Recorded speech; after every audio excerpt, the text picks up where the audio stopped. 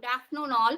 On behalf of IOT Academy, we welcome you all for the seventh session of National Level Faculty Refresher Program on Teaching Strategies, Methodologies, and Technologies in HEIs. Let me introduce the resource person of today's session, Dr. Suchitra Naidu.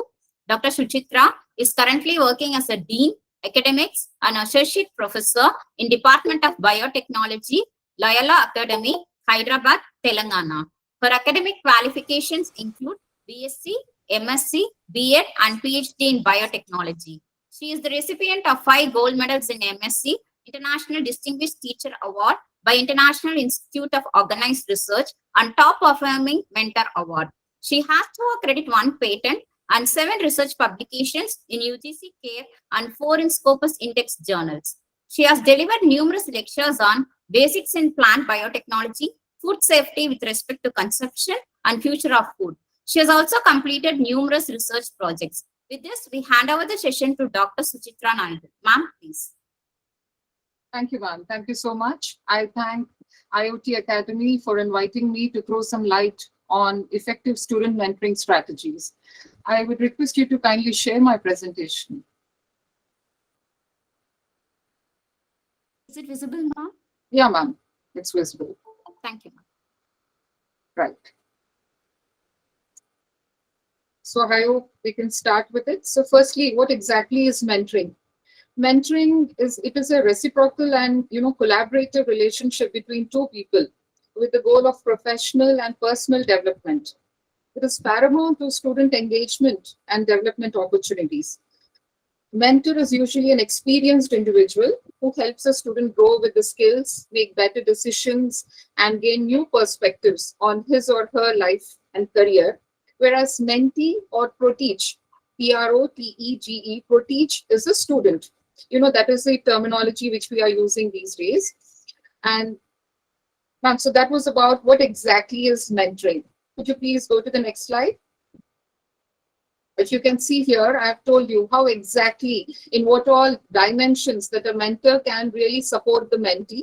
Could you go to the next slide? Then we will come back to the slide.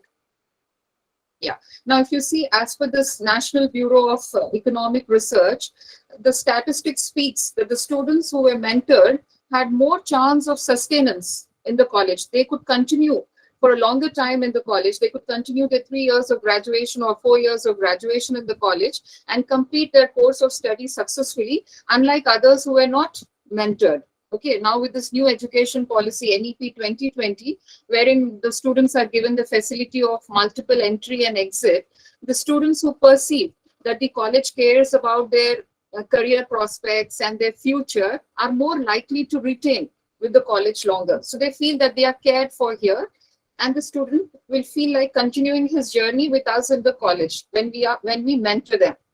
Okay, so this is one big benefit for us with mentoring the students will help us, especially with the institutionalization of NEP 2020. Okay, now moving on, ma'am, could you share the next slide? Moving on to the objectives of mentoring. And the first one is understanding mentee's goal. So what do they want to get out of a meeting with a mentor? So when we actually plan for a meeting once in a month or twice in a month, so what exactly the student or the mentee needs from a mentor? Some may want to gain visibility from leadership, or they'll be considered for new opportunities, or some may want to learn specific hard or soft skills like communication, negotiation, or conflict management. So we mentors can assist students in understanding and meeting their career goals by honing new capabilities. We can help them develop the skills they require to achieve their goals. So that is the first one. Second objective is setting expectations. Now here, when I say setting expectations, few common expectations mentor and mentee typically agree on and could establish the beginning of a relationship, like who should schedule the meeting. Okay, now this is a partnership between the mentor and mentee, like who should schedule the meeting, how can I best, how can I contribute to my mentee's development, what are his goals, and how can I help the mentee in achieving his goals. Okay, always maintain confidentiality between one another. Keep any commitments that are made Okay, when I say that I'm going to meet you at so and so time, today 4 o'clock, I'm going to schedule a meeting with my mentee, it is always advisable that we carry forward with the same time. So that shows commitments. When we are committed to our mentee, it gives a picture to the student that yes, there's someone to care for me, there's someone on whom I can rely. So this evaluates the relationship at various points with an agreed upon time frame when we set expectations. So we actually give them a picture saying that yes, by the end of the third year, you will be self-confident, or by the end of the third year, you will overcome your fear of performing on the stage, your stage fear. We will help you in such a way that you will lose stage fear. So with a time bound, in a time bound frame, we try to help them out.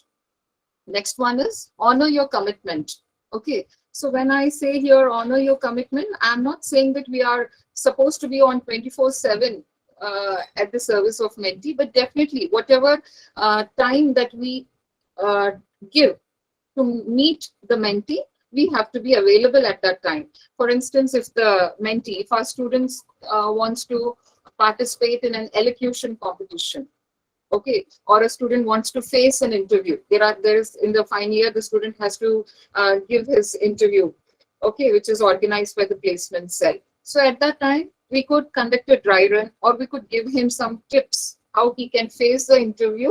So we are always there. The mentee should feel that we are always there, to give that additional support, to appreciate him, to give that additional support, or sometimes even to tell what is not the way of presenting. He could improvise on this. So being available to witness to the practice performance can make all the difference to a mentee.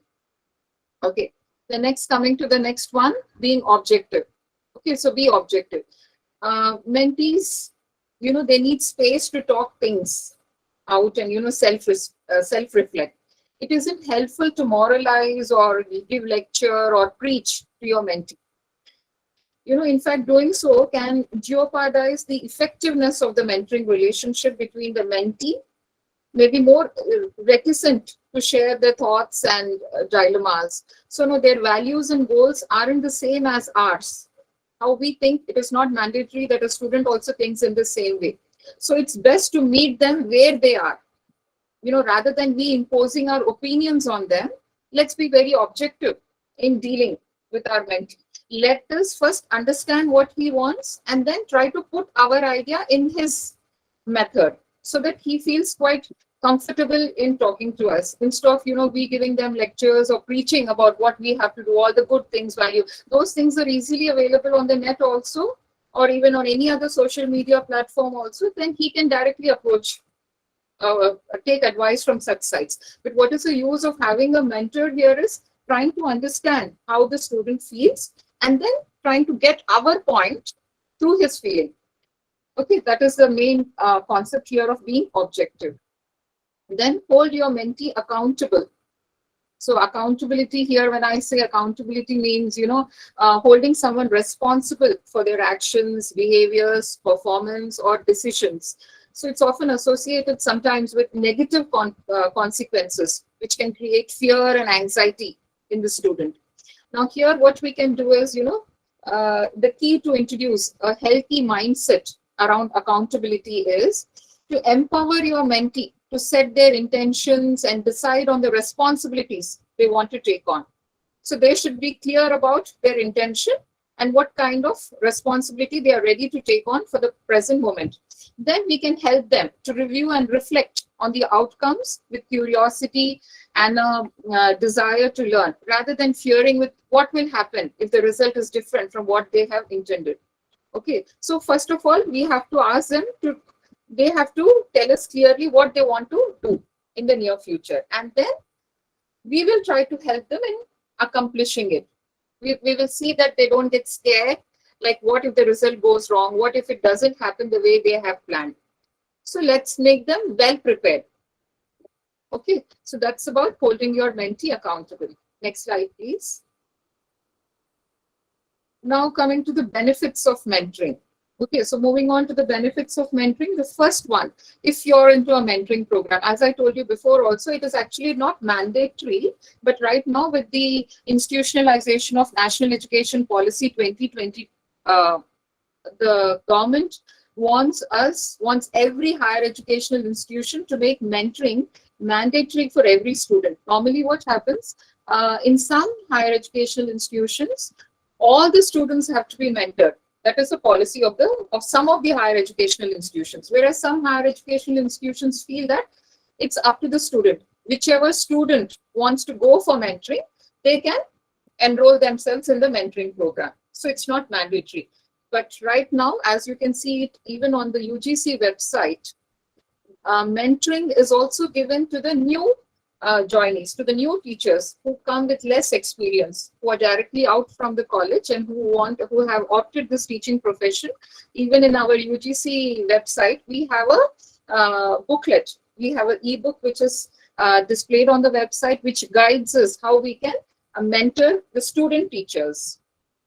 Okay, so mentoring has become mandatory, but in some institutions it is open for all the students, or in some only for the students who want to opt for mentoring. So these are the two ways how mentoring is happening in colleges. Now, moving on to the benefits of mentoring, first one is career guidance. Okay, so mentoring helps students gain career and academic advice that sets them for success, when they enter the job market. It's also a way for students to explore various career options as they decide majors to pursue and industries to enter. Having a mentor is actually very important, or it's invaluable in navigating life circumstances.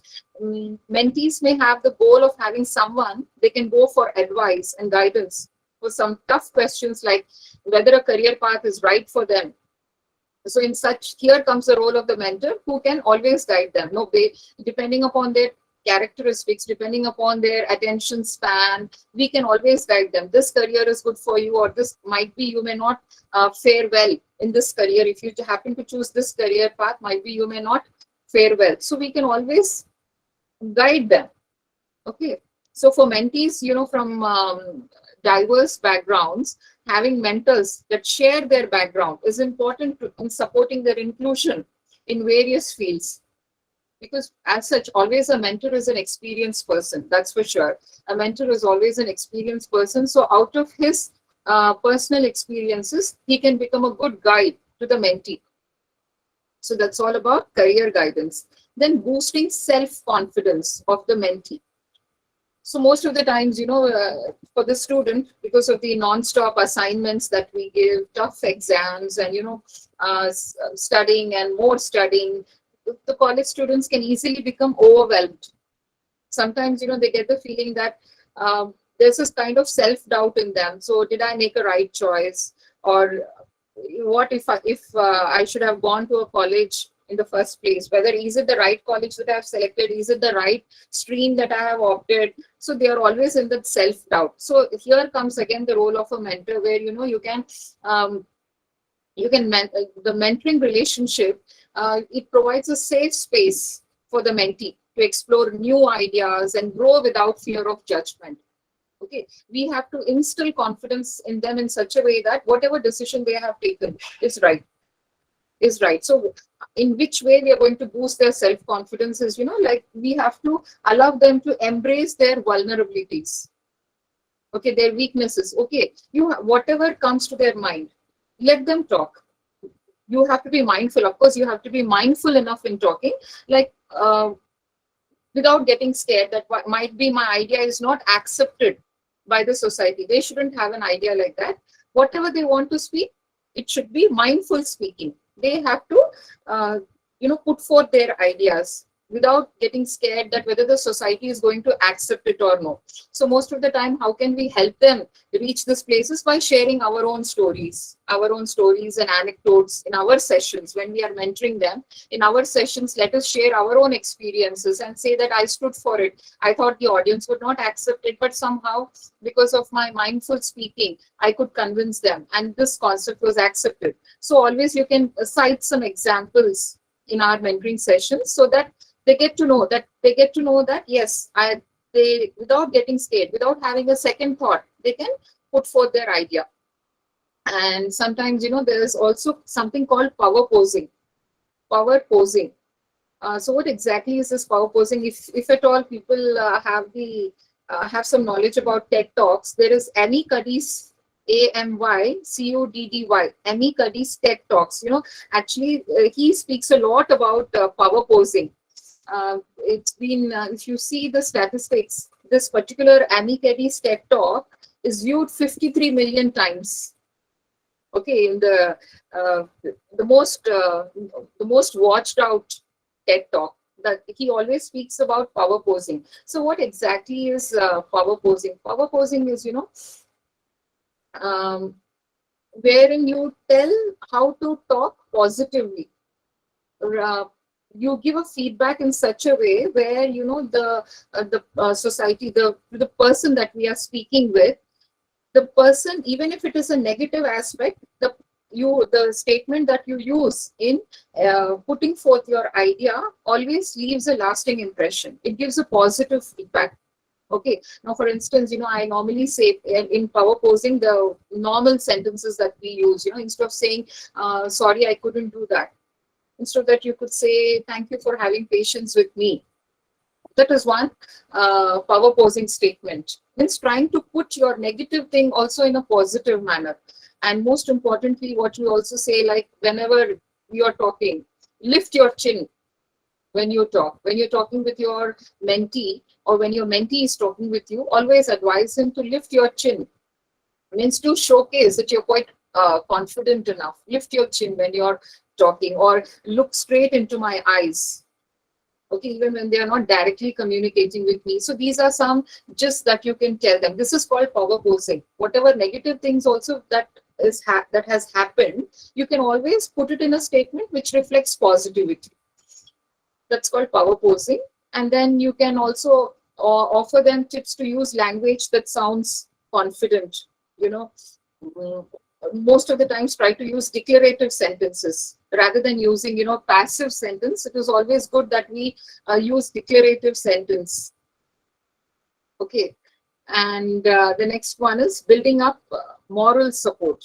So how can we build moral support? First and foremost, the mentor should have tremendous patience, to listen both to what is being said and how it is being said, what is told by the student and how it is being told. Okay, to concentrate more on the body language of the student.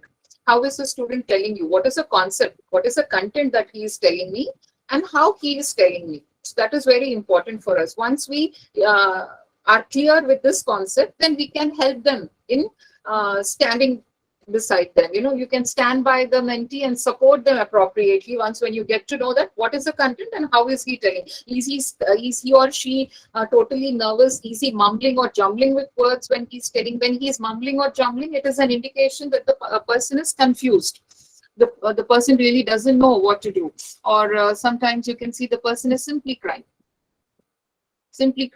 So at times you can also say that the person is faking it out.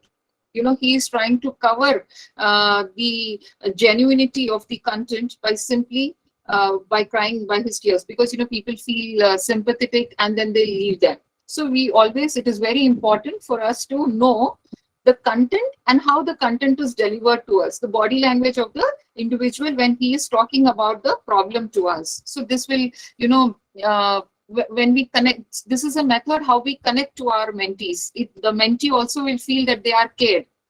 Yes, I'm not alone. My feelings are being perceived by madam or sir. They are also not only the thing that I'm telling, they are also able to understand my emotions. Okay, so they feel more connected and try to open about their problem to us much well. Okay, so actually most of the students, to be very frank, they don't need career advice or any study advice. They just need a listening ear, so that you give them that boost of moral or motivation. You just have to listen to them. Listen to them, and your body language, the mentor's body language should nowhere, decrease the spirit of the mentee. The mentor should patiently listen to them so that the person also feels like opening up even much more, talking about his problem in depth to us. Okay, the next one is balance college responsibilities. So we know nowadays in college, we have academic activities, we have co-curricular activities, we have extracurricular activities, so many things, NCC, NSS, student council, n number of activities. Okay, so this is you, the student should know how to balance, because still he's in the school level, or if he's from a remote place of learning where he's not exposed to so many activities, it is quite taxing on him to balance all these new responsibilities. There once again comes the role of a mentor, where uh, we can tell them, we can provide insight and advice on how to balance these different priorities and aspects of college life. We can tell them how to, first of all, there is a strategy of prioritizing things, how he has to prioritize and then implement them, or how he can take part in them. That is the role of a mentor. Might be in the beginning, first year, if you, when he's a sophomore, when he's a new joiner into the college, when he's a new entry into the college, initially if you train him, might be in the coming days he will follow it and he can march ahead of it. So that is balancing college responsibilities. Then next, coming to expanding network. This is the most crucial point. When any student is being mentored, the best benefit is he can expand his network. Okay, so mentees, they can build meaningful connections with various people based on the mentor's reference. The mentor is a highly experienced individual. The mentor has got a good network, so he can always refer. Suppose the mentor himself has got valuable advice, he will offer it to him. Or if he finds that the problem of the student is something different and he can't help out much, he can at least refer to someone else within his purview, so that the student or the mentee can gain maximum benefit out of it. So the mentee can build meaningful connection with various people with whomever the mentor is connected. So that is one big point. And this also, this once again helps the mentee to gain visibility for the future projects. The mentee's network is built based on the mentor's recommendation. Okay, personal relationships and learning how to communicate. The first is he's going to build up network with whomever the mentee is asking him to talk. Another thing is he's also building up his personal, he's enriching his personal skills. He knows how to talk, he knows how to approach people. There is always a method of approaching people. Sometimes the concept in your mind is good, but if you don't know how to approach people, you may not get help. So in that way, there are two benefits of expanding network here. One is you get to know many people because of your mentor's influence, to how influential your mentor is, how well he is connected to the society. You are also benefited. He will also help you out in getting connected to different people. That is the first thing. Second thing is the student or the mentee himself will learn. He will develop on his interpersonal skills. He will know how to approach people, how to communicate, and how to reciprocate. He will develop all these skills. So that's about expanding network. Next slide, please. Now, next, coming to the types of mentoring. So in our higher education setup, college setup, we can follow some types of mentoring. If not all, some types of mentoring we can follow. Now, firstly, coming to group mentoring. Now, group mentoring means, when, a set of mentees, suppose a set of students have some common problems, like most of them have the problem of speaking on stage fear, or when we ask them to give any presentations or any seminars or group discussions, they have a lot of content in them, but they don't know how to express it out. So these are some of the common problems that our students face. So we can just make all these students sit together in a classroom and address at once to a group of students. So that is group mentoring. So basically, during our initial setup of mentoring, we can go for group mentoring, where we can talk about the rules and regulations. Rules especially is the confidentiality concept. Whatever discussion that is happening between the mentor and the mentee should be highly confidential. They should respect each other's time. So all such things we can talk in a group mentoring session. So that's about group mentoring. Next, coming to peer mentoring. Now, what exactly is peer mentoring is, for many new college students, transitioning to university life is very daunting. It's something different for them, especially if you belong from a very remote area, or if at all you are a first person in the family to go to college. So such people are, they are not introverts, but most of the time they don't feel like expressing it out to someone more higher in their position, like to the teachers or such things. So it could be, it is very, they feel scared to open up. It's a big change for them, to open up and speak. So at that time, peer mentoring helps the students connect with other students. So student, the same. It could, when I say peer mentoring, it could be students from the same class. It could be a senior student. It could also be a junior student. It could also be a junior student, or else it could also be a student from the neighboring program. Some BCom honor student can mentor a BCom science BSc student, something like that. Peer mentoring is mentoring taking place at the same age group.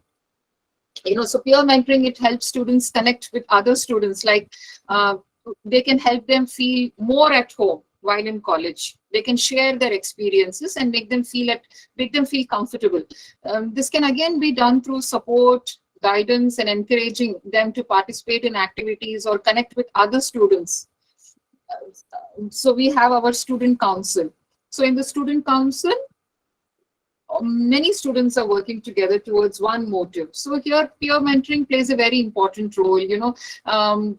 This peer mentoring is especially for students who are international students, or for instance, at least students who come from a different state. Now, suppose a student has come from Maharashtra to Telangana, wherein the student is more comfortable in their vernacular language. The student feels more comfortable speaking in their mother tongue. So at that time, whatever the teacher tells in the class, definitely the medium of instruction is English. So the student cannot feel comfortable there. Okay, so at that time, this peer mentoring can support them. Peer mentoring, the student can talk to them in their own language, make them feel comfortable, not make them feel scared, and say that, yes, it will take some time for you to adjust. Don't worry, I'm here to support you. I'm here to explain the topics to you, or I'm here to get you closer to ma'am, so that ma'am also tries to understand you. And once in a while, she tries to explain, at least in Hindi, if not in Marathi, at least in Hindi, so that you can receive the information. So peer mentoring, peer will act as a facilitator between the teacher and the student. He tries to make the mentee feel comfortable in this new environment. So it's basically for, transferred students or international students, or sometimes veterans, who feel isolated from the rest of the peers. And under this peer mentoring comes alumni mentoring also. It is also a very important concept. Alumni mentoring is also a very important concept, wherein, it's a great way for higher educational institutions to educate and support students while creating a stronger bond with the alumni. This kind of mentoring program, it promotes deeper engagement with alumni and inspires them to give back with a meaningful voluntary opportunity. Already they are out of our college, and they can always, so the alumni know what they have to give back to their alma maters. So they know how the college functions, so they can talk to the students, because they're already aware about how the college functions. What are the policies existing in the college? So they can give a complete picture to the students. So alumni mentoring is a very important concept under peer mentoring. Then comes distance mentoring or e-mentoring. It's nothing but mentoring over a telephone or an email, or meeting which is conducted with a mentee through distance. Okay, face to face. We are not meeting the mentee. The mentor is not meeting the mentee face to face. It is either through a telephone or through an email. So one of the best benefits over here is the student or the mentee is mentored from his comfort zone.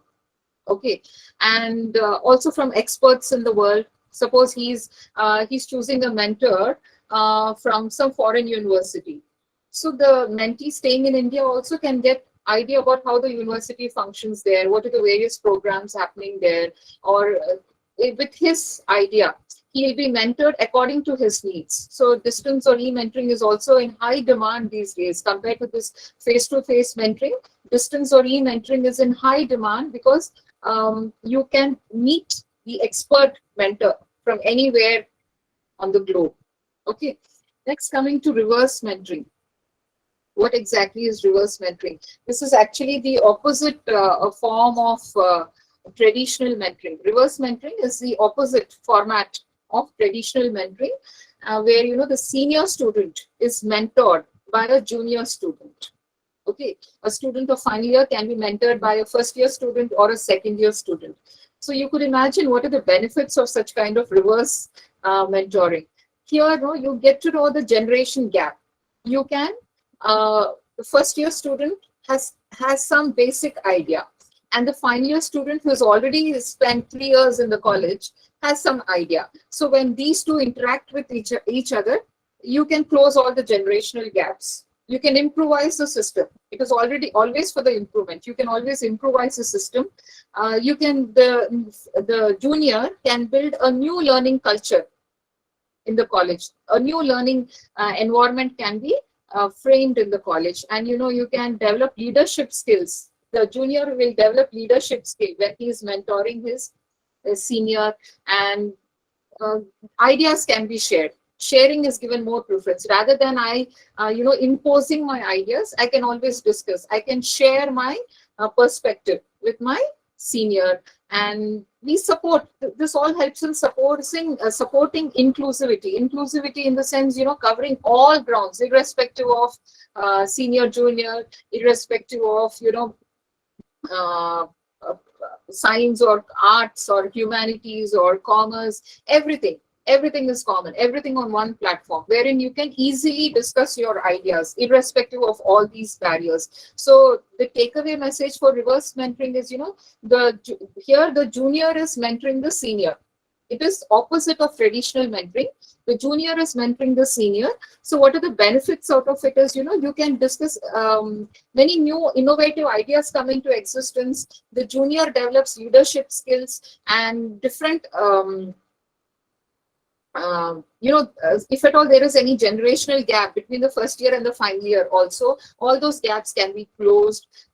And we support inclusivity. It's not that arts is somewhere downtrodden, or commerce is too high, or arts is too high and science is too low. All irrespective of all such boundaries, everything, all the ideas are now with this new educational policy, wherein we have to go for multidisciplinary education. This kind of reverse mentoring will support multidisciplinary education. And apart from it, above all, they develop good communication skills. Okay. And then the next one is speed mentoring. Speed mentoring, it is mostly, it is not compatible with an educational setup. It is done in the job front. It is done at industrial level. So what happens in speed mentoring is that it is a series of short conversations about specific questions. And you have a limited number of mentors. And you can meet all these mentors in a 20-minute session. At the start and the end of each speed mentoring round, a bell will be rung, and the mentor will have to move to the next table. You'll have a set of students, and you'll also have the mentor. The mentor will have to meet all these set of students at a time frame of 20 minutes. So the student is now exposed to different set of mentors, and the mentor also will be exposed to different set of mentees. The concept could be the same or could be different. Now, suppose a mentee A is talking about his problem to a mentor A. After 20 minutes of time, this mentor A and mentee A will go to a different mentor and a different mentee. I'll summarize it again. Speed mentoring, it is a series of short conversations about specific questions in mind, wherein you will meet a limited number of mentors or mentees. You will have a set of mentors and a set of mentees, and the time limit given to you will be 20 minutes, wherein each student will be interacting with different mentors for 20 minutes, and each mentor also will be interacting with different students with a time gap of 20 minutes. So that's why it's called speed mentoring. The same concept, what I'm telling to mentor A, I'm also going and telling to mentor B. I'm also telling to mentor C. Like that, till mentor Z also I can speak, but within a time frame of 20 minutes. So I will get diversified views from each mentor. and whichever is good to me, I will build upon it and try to move further. So that's about speed mentoring. Then coming to one-on-one mentoring, one-on-one mentoring is, that what normally we follow in our higher educational institutions, calling each and every student and mentoring them, asking them what is their some basic information about them, and then what is their problem, and what are their goals, and we also, when they are talking about their goals, we have to set outcomes. So by when that goal will be accomplished, that is the job of a mentor. When the student is discussing about their goal, the job of a mentor is to set expectations or to set outcomes, so that you give a clarity to the student that by when he is going to accomplish this goal, so that even we work with that within that given time frame. Suppose a student comes in the first year and we are taking more than 5 years for him to accomplish the goal, then there is no meaning to the mentoring program. We always have to set outcomes for the concerned goal. Okay, so that is mostly happening in one-on-one mentoring. Next slide, please. Now coming to this strategies of mentoring. So normally in our institution, how we follow is that mentoring is provided to all the students. We don't have a specific mentorship program only for a selected set of students. We give it to everyone. Okay, it is provided to all the students, whether they are fast learners or slow learners or whatsoever it is. Mentoring is given to all the students in the class, and or else in other institutions, or else at least to the students who opt for it. But right now, national education policy is indirectly telling us to mentor all the students, because different set of problems are seen in different kinds of students. So it's always good that we mentor all the students. And under every mentor, a set of students are allotted. Suppose a class has got 50 students, and the department has got some 5 lecturers in the department. So each lecturer can have 10 students as their mentees. That is how we follow in our college. So every mentor is given a set of students, and the mentor can meet the mentee periodically. Okay, the mentor and the mentee, based on their own convenience, they can set up a standard time where they can meet each other and then track the progress, see the progress, how it is going on. And here, no, you can mentor the student based on their academics, based on their attendance, based on their discipline, overall development. It is not necessary that we mentor them only on their academics. Mentoring is for holistic development of the student. Okay, basically most of the time it is often taken that mentor means you only have to mentor them only in terms of their academic growth. It is unlike that. You can mentor them based on their attendance, based on their academics, based on the discipline, based on how they have to put themselves in front of the society. All-round development, a mentor. It all depends upon with what information the student is coming to you, with what problem the student is coming to you. You can highlight on that and speak about it. So overall development of the mentee is our goal. Next slide. And we have a mentoring book. We have a mentoring book here in the college. Otherwise, it's quite easy for us to prepare a mentoring book also, if at all it is not available.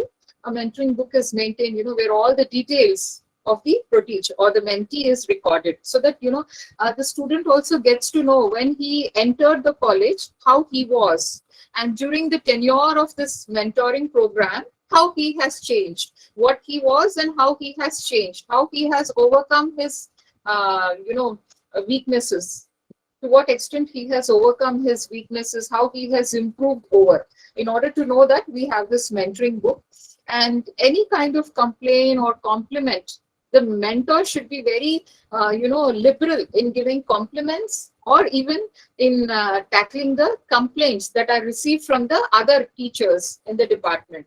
So it's always, most of the times what we do, we don't feel like complimenting the student, thinking that the student will become, the student will act smart and he will sit on our head, and we don't feel like complimenting the student. It is not like that. At times we also have to compliment the student, which will boost his morale, and he tries to do even much better. And even if there are any complaints, we have to look into those complaints, and we should know the basic reason why is he or she is behaving in such a way, and what steps he can take to stop that kind of behavior. And based on the issue faced by the mentee, the mentor can counsel them.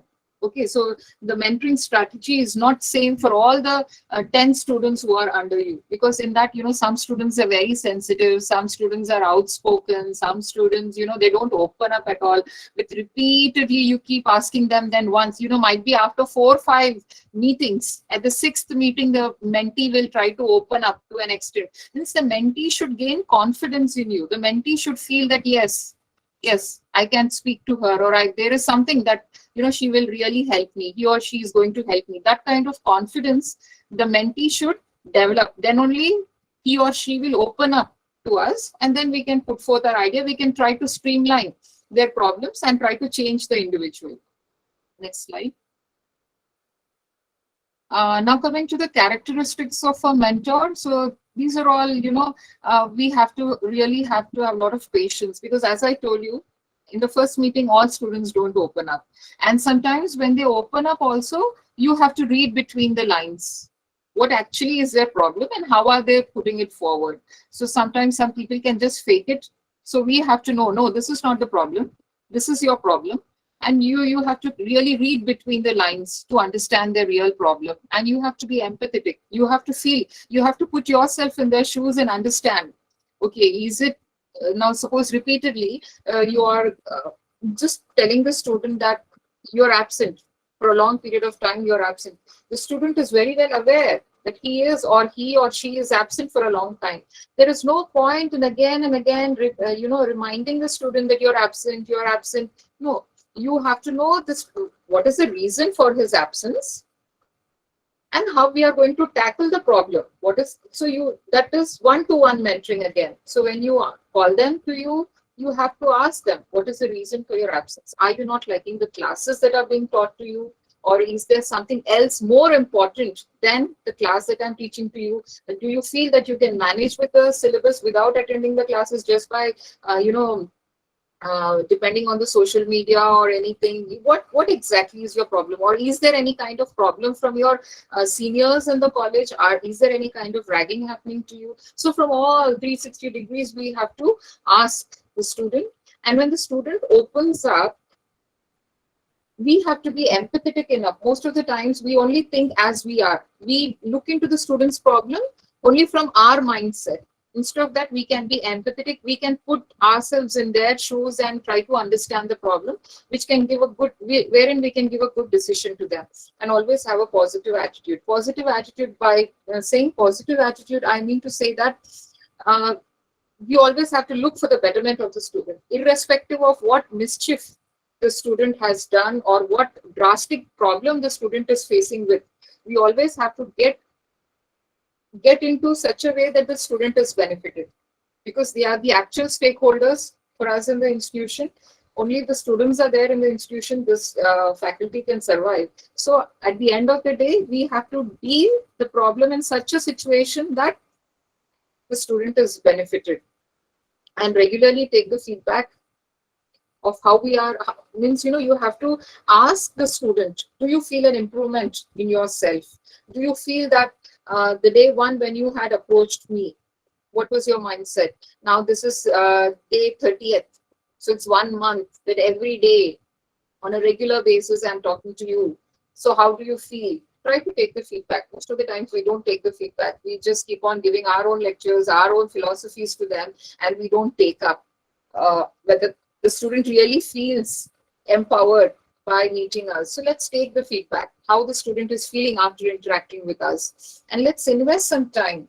When I say investing time, it's not only the 10 minutes of time that I'm sitting and talking to my student.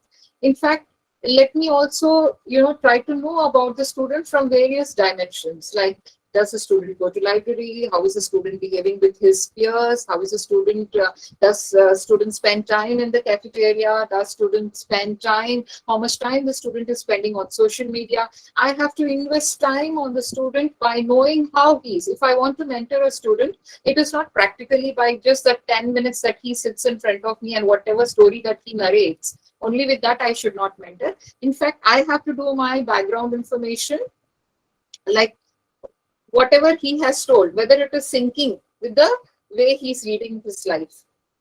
Then only I can give a good result to him. I can lead him positively. And then coming to work experience, definitely the mentor should be highly experienced.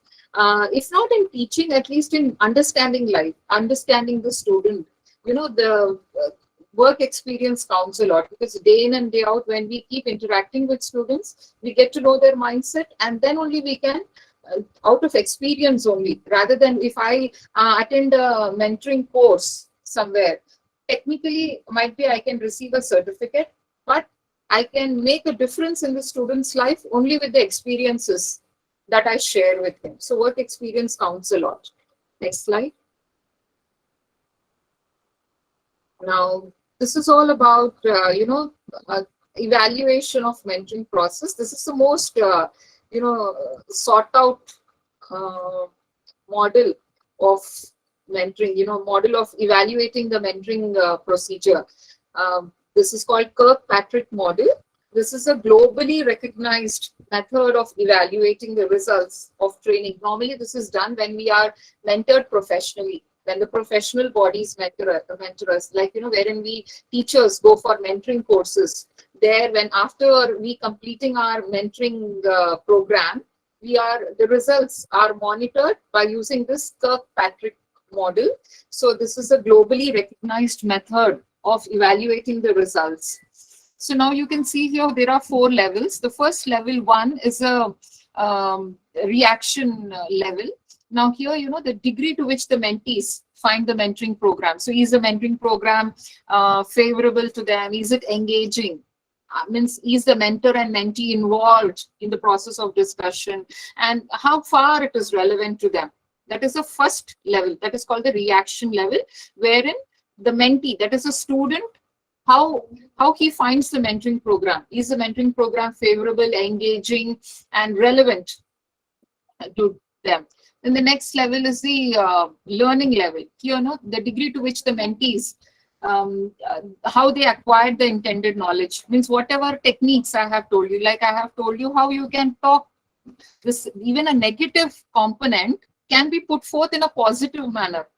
It's all about, your mannerism, how you're putting it forward, how you are putting your statement forward. So, when I give some, like I have told in some of my slides, like you have to look into the person with whom you're speaking, or else, you always have to keep your chin up to show that you're confident enough. So with all these tricks which I have given to the student, how did the student receive these tips and tricks, this knowledge which I wanted to give to the student? Did the student receive? Did he try to take up any skill that I wanted to give him? The attitude, the confidence, the commitment, whether the student has acquired all these from me during my course of mentoring program, because that he has taken part in my mentoring program. Did the student receive everything, whatever I wanted to tell him, whatever I wanted to teach him? Did he take up? Did he acquire? Acquiring is, did he learn from whatever I want to teach him? Then coming to the behavior.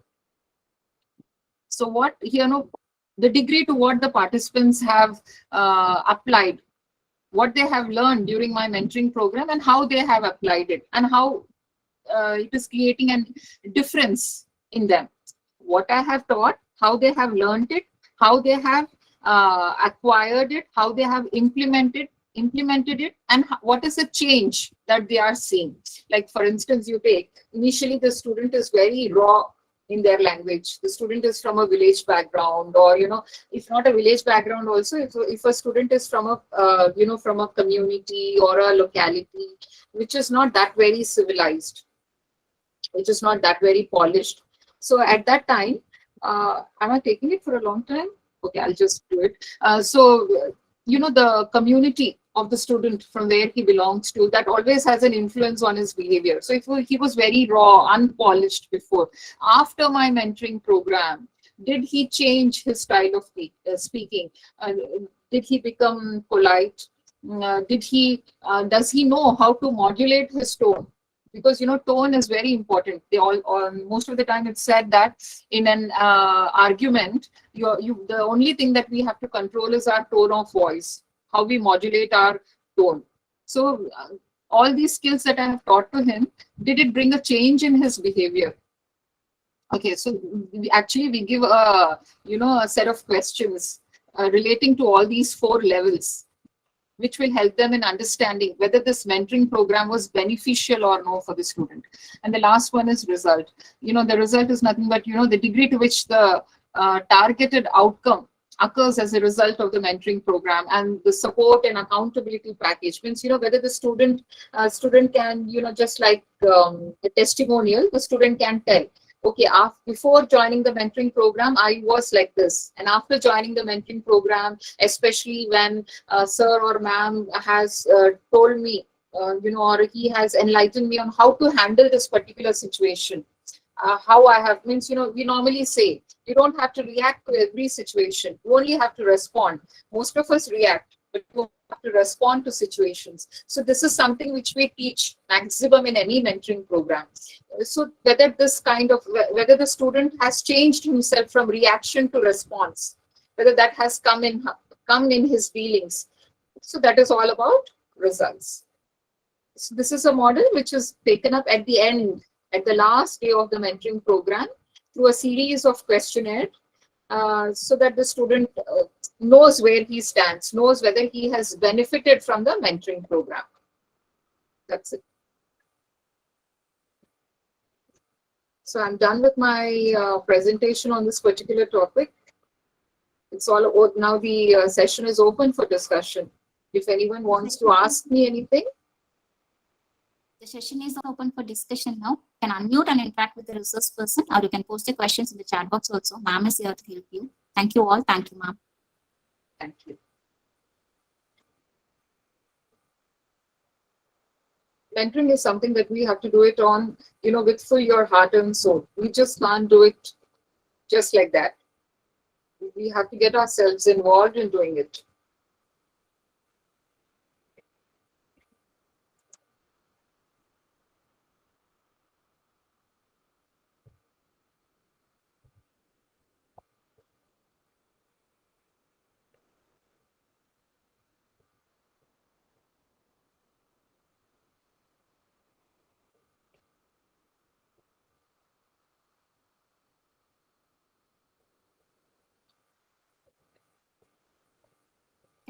Was there anything new for you all to know, or was it the same old monotonous concept that I've put forward, or was there anything innovative for the participants here? Did I tell anything different from what you all have already expected?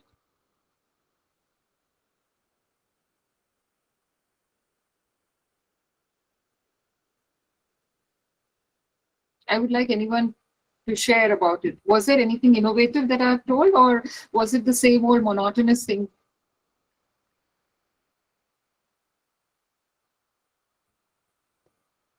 How to overcome. So there's a question here, how to overcome barriers in mentoring. You have to first connect with the student. We'll have to connect with them. Connecting takes a lot of time, a lot of patience, where, you have to spend several sessions listening, just listening and listening and listening to the student. Once initial at least 5 to 6 sessions, we only listen to them. And when we are listening to them, we are listening very consciously, even to the content that they are delivering and how they are delivering. Are they crying when they are telling their problem? Are they into tears? Or are they, trying to uphold their tears? Or are they stammering when they are telling their problem? Or are they getting agitated, very emotional when they are telling? So all these things we have to look into. So this actually helps us to tackle the problem. We'll have to first create a connect, and this connect is created by several mentoring sessions with the same person at their convenience, spending every day at least 10 minutes with them, so that you come to know about them. Mentoring cannot be done in a day's time. Mentoring needs several sessions that we attend with them so that we understand them consciously and subconsciously. At all the levels, that when you understand the student both consciously and subconsciously, we can do justice to the student in overcoming that problem.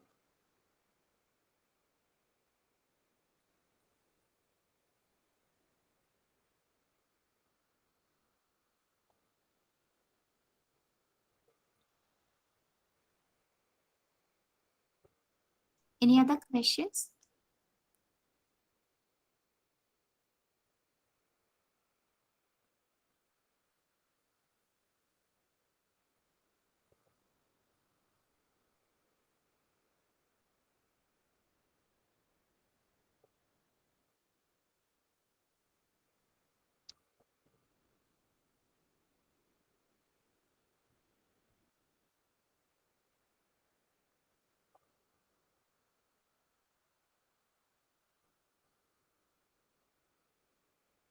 Any questions?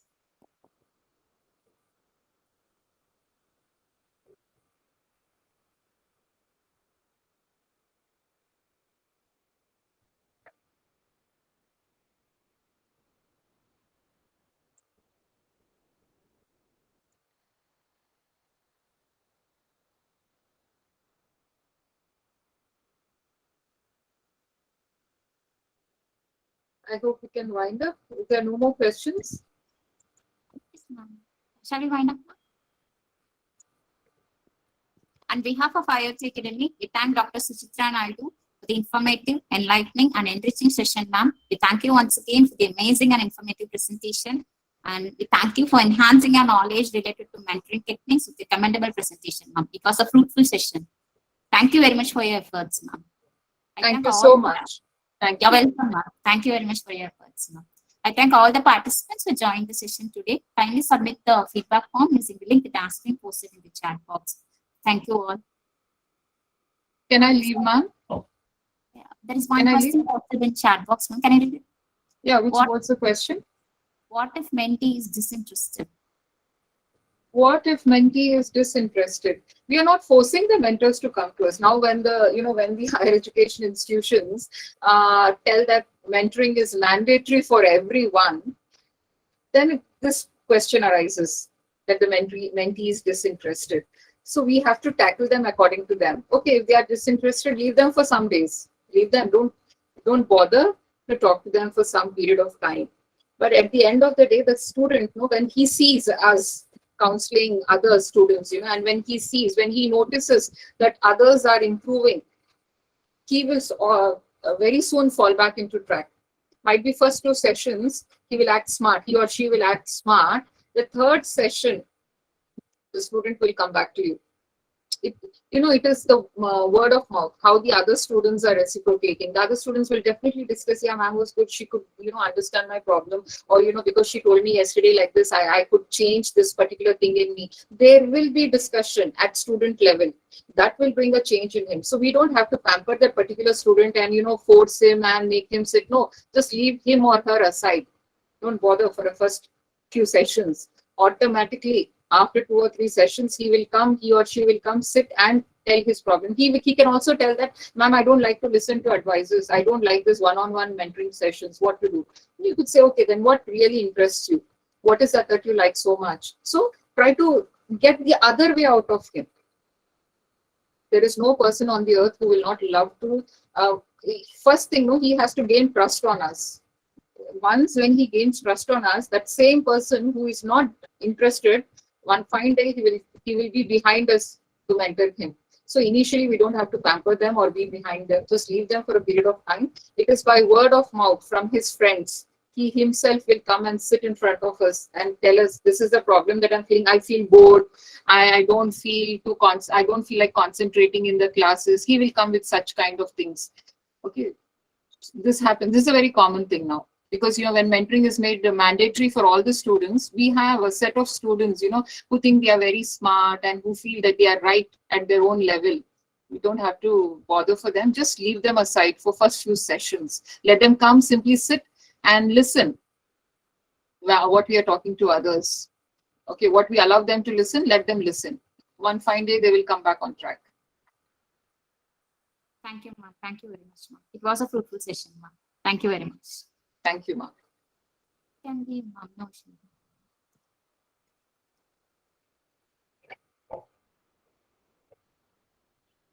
Can I leave the session? Yes, ma'am. You can leave the session, ma'am. Yeah. Thank you, ma'am.